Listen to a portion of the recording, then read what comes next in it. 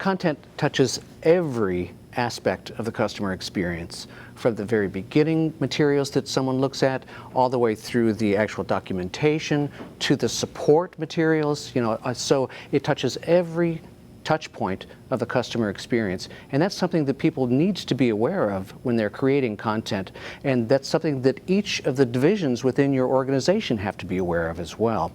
The aspect of that can most dramatically negatively affect a customer experience, in my mind, is overlooking the global aspect of that content. If you are not speaking in the native language of your customer, it's a disconnect, and that applies again to the marketing aspects, the marketing content, the documentation, obviously, the support materials. How you're interacting with your customer is extremely important, and the most fundamental aspect of a customer experience has to be speaking to them in their native language.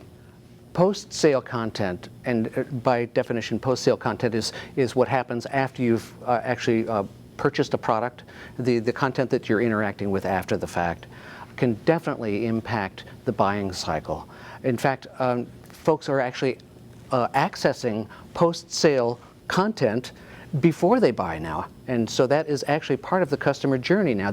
They will look at your documentation, as part of their buying decision, a very fundamental part of their buying decision.